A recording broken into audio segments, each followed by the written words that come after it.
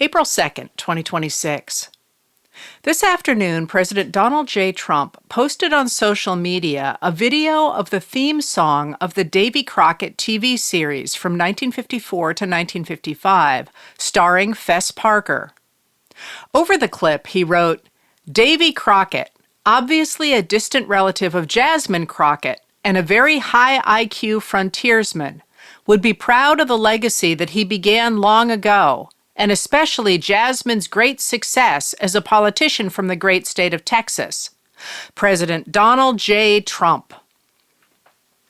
The Walt Disney Studio designed the Davy Crockett Western series for children when Trump was about 9, an age that put him in the right demographic to have been part of the Davy Crockett craze that put The Ballad of Davy Crockett at the top of the hit parade and spurred the sale of $300 million of Davy Crockett merchandise as little boys begged their parents for raccoon caps that would make them look like a Western hero. Jasmine Crockett is a current Democratic U.S. representative from Texas. There is no evidence she is related to David Crockett, who served as a U.S. representative from Tennessee from 1827 to 1835, and who died at the Battle of the Alamo in 1836. Trump mused about their possible relationship before, in 2025. It feels frighteningly appropriate for a 1950s television Western to seem more important to Trump right now than the real world of April 2026 does. Davy Crockett was only one of the many Westerns on television in the 1950s and 1960s, as those eager to dismantle the New Deal government championed the idea of the Western hero as the true American.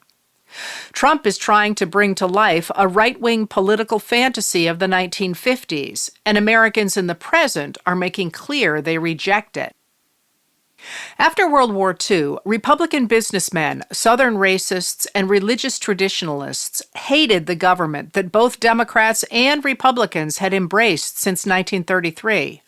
One that leveled the American social and economic playing field by regulating business, providing a basic social safety net, promoting infrastructure, and protecting civil rights. They insisted that such a system of government action was socialism or even communism, and contrasted it with their fantasy of an independent white man on the frontier who wanted nothing of the government but to be left alone. In 1960, a ghost-written book released under the name of Arizona Senator Barry Goldwater, who wore a cowboy hat and boasted of his family's ties to the Old West, although he himself grew up with a live-in maid and a chauffeur, articulated this right-wing vision. The conscience of a conservative maintained that even if Americans liked the new government that had stabilized the country since the Great Depression and World War II, the Constitution's framers had deliberately written a document that would prevent the tyranny of the masses. In place of a strong federal government, the book said, power should go back to the states to restore true freedom to Black Americans, farmers, and workers. Federal action had given those groups too much power, and they were using it to destroy liberty and lower the American standard of living. In their hands, the book said, the U.S. was on its way to becoming a totalitarian state. At the same time, the government must protect the country with an increasingly strong military. At an Easter lunch reception yesterday, Trump echoed this argument precisely. I said to Office of Management and Budget Director Russell Vogt, don't send any money for daycare because the United States can't take care of daycare, he said. That has to be up to a state. We can't take care of daycare. We're a big country. We have 50 states. We have all these other people. We're fighting wars. We can't take care of daycare. You got to let a state take care of daycare, and they should pay for it too. They should pay. They'll have to raise their taxes, but they should pay for it. And we could lower our taxes a little bit to them to make up, but it's not possible for us to take care of daycare. Medicaid, Medicare, all these individual things, they can do it on a state basis. You can't do it on a federal. We have to take care of one thing, military protection. Trump is expected to release his 2027 budget plan tomorrow, in time to use it to shape Republicans' argument for the midterm elections in November. Like Trump's budget requests for 2026, it calls for an enormous boost to the nation's military spending, $1.5 trillion, to be paid for with cuts to domestic programs. But members of Congress recognized that domestic spending is popular, and their 2026 appropriations bills kept domestic spending relatively flat. The popular pressure to fund domestic programs showed today when House Speaker Mike Johnson, a Republican of Louisiana, backpedaled on the Senate's plan to fund the Department of Homeland Security, or DHS, without funding Immigration and Customs Enforcement and the parent agency for Border Patrol, Customs and Border Protection. Far-right House Republicans opposed the Senate's bill, and, bowing to them, Johnson called the Senate's bill a joke and sent House members home until April 13th without voting on it. Today, Johnson said he would bring the bill forward to pass it with Democratic support, and that Republicans would then try to fund ICE and Customs and Border Protection through a budget reconciliation measure that does not need Democratic votes. Racism was central to the rhetoric of cowboy individualism, and the institutionalization of that racism in the mass deportations and incarcerations of the Department of Homeland Security under Trump has created a backlash. A poll last week by the Public Religion Research Institute, or PRRI, shows that only 35% of Americans approve of Trump's handling of immigration, while 61% disapprove. An analysis of DHS records by Allie Winston and Maddie Varner of Wired revealed today that DHS has used agents from special units accustomed to dealing with high-risk warrants, armed drug cartels, and manhunts for civil immigration sweeps. Agents from Border Patrol Tactical Unit, or BORTAC, and its sister unit, Border Patrol Search, Trauma, and Rescue, or BORSTAR, the journalist's analysis shows that these agents are, as a group, the most violent of the hundreds of federal agents deployed to Chicago. Following the use of force guidelines rewritten by former leader Gregory Bovino, himself a member of BORTAC, their use of force there included punching and kicking protesters, throwing tear gas, macing civilians, firing pepper balls and 40-millimeter foam rounds into crowds, shocking people with tasers, unleashing dogs on deportation targets, and shooting unarmed civilians, killing at least one of them. Silverio Villegas Gonzalez shot at close range as he fled from officers after a traffic stop.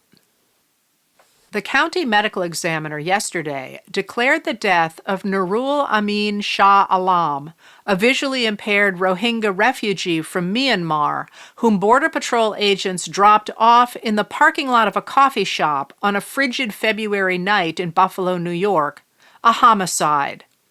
Rather than releasing him to his family or lawyer, CBP officers offered Shah Alam what they called a courtesy ride. He was found dead 5 days after agents left him at the closed shop.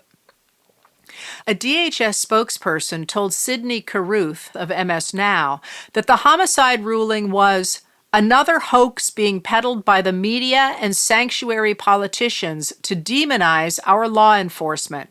This death had nothing to do with Border Patrol. Those who oppose government social welfare programs, regulation of business, and so on have worked to concentrate power in the president, knowing that Congress will hesitate to slash programs their voters like.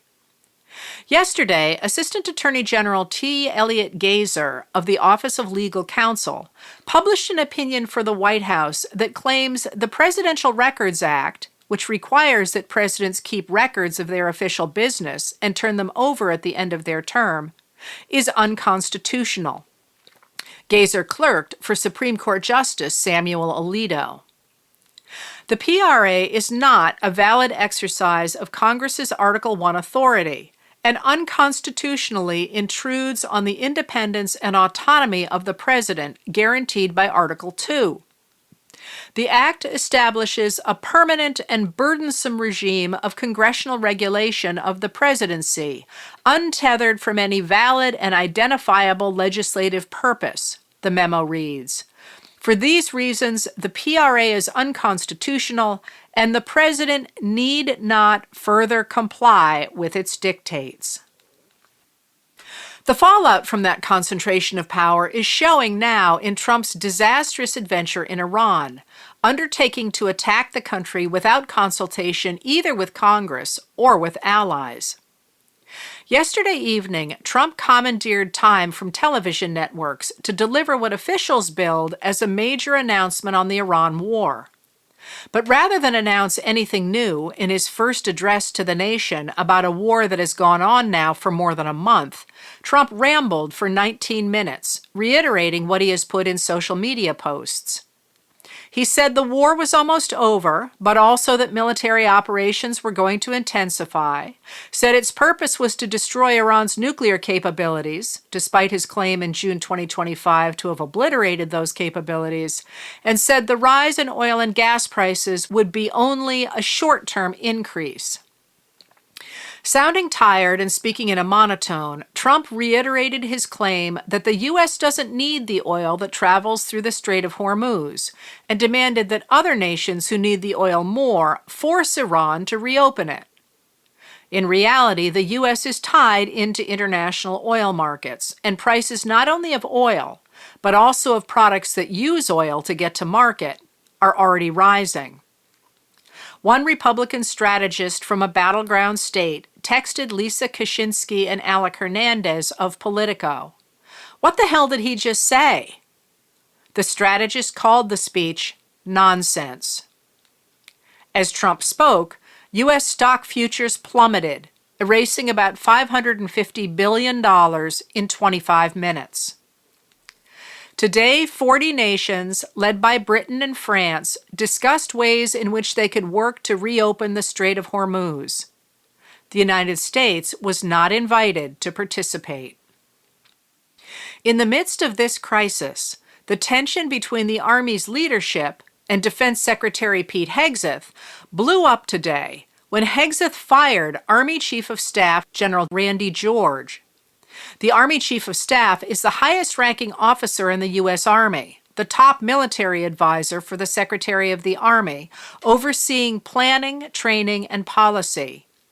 George was appointed to his position in 2023 and worked closely with former Defense Secretary Lloyd J. Austin III, the four-star general who preceded Hegseth.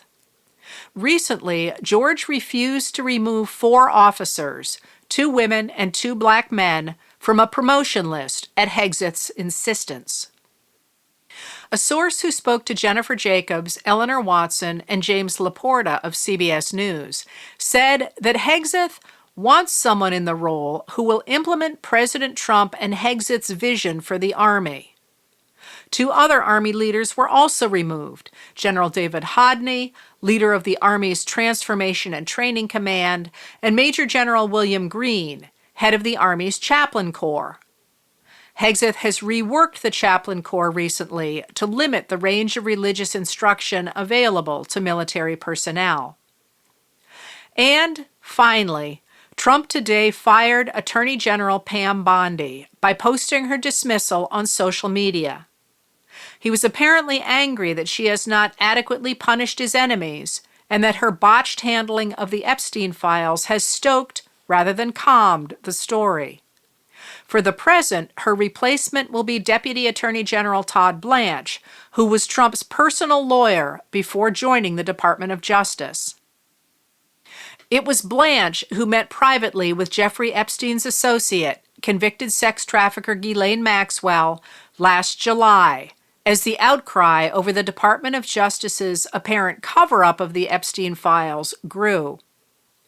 After their meeting, Maxwell was moved from the prison where she was being held in Florida to a less restrictive, minimum security federal prison camp in Texas.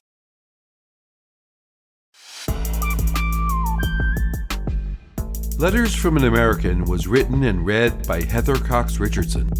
It was produced at Soundscape Productions. Dedham, Massachusetts. Recorded with music composed by Michael Moss.